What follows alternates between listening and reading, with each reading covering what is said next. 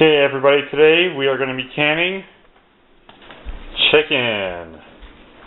So to do this we use a pressure canner, which we have here, and we also use pint-sized jars.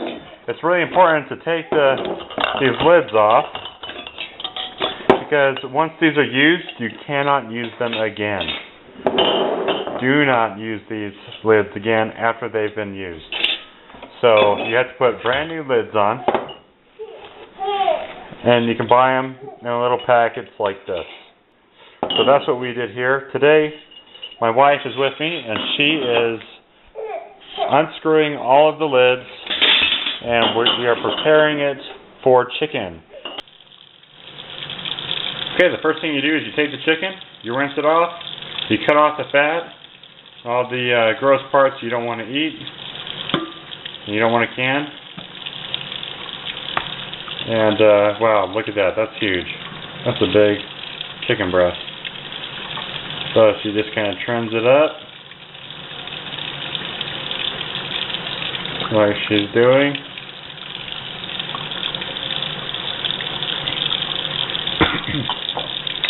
And then you just stuff it in a jar.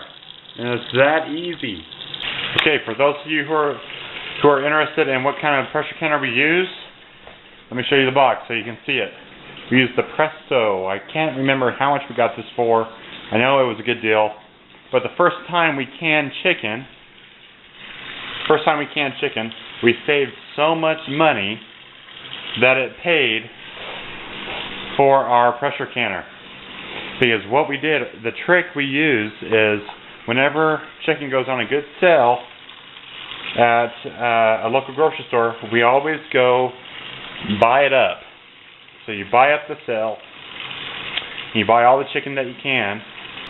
With how much we saved, we paid for our pressure canner, and we paid for all of our jars in just the savings. So it works. And the chicken's great because you can shred it into enchiladas, you can use it, you can put it on salad, all that kind of stuff, because the chicken will cook inside the pressure canner, and then when you take it out, it'll shred. Just shreds out of the jar, no problem, pre-cooked, and you don't have to worry about it. Okay, the next step is to fill it up with water. See how she filled it up with water? And then she takes her knife and she tries to get all the air bubbles out. If you don't get the air bubbles out, it could bust your jar. So, in the pressure can, it could break the jar, just kind of explode inside the pressure cooker. So try to get all the air bubbles out that you can, and that will help out with the life of your jars. And what will happen is, as it pressure cooks, the pressure will actually push. The reason why it breaks the jars is because the pressure canner will actually push the air out. It will try to suck the air out of the jars, and you want that to happen because that will help seal it, so there's no oxygen in the jars, and that is what will keep the chicken lasting a long time. I mean, this stuff lasts a couple of years after it's canned or jarred. The next step is to wipe the edges of the jars down. This way the lids that we're warming up in a nice little warm water bath will be able to fit nicely on the rims of the jar to provide a good seal. That's the trick. You have to seal the jars well. So we're going to go ahead and do that to all these jars. Wipe down all of the rims. Then we're going to put on these lids onto the jars. Let's go ahead and show them. So we'll put one of these lids, we'll wipe it down a little bit,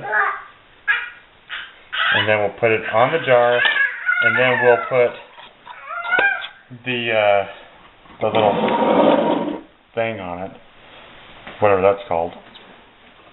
And what that's going to do is keep the lid on the jar, and you don't want it to be too tight. If it's too tight when it's in the pressure canner, the air won't be able to escape out of the jar, and you'll end up breaking your jar.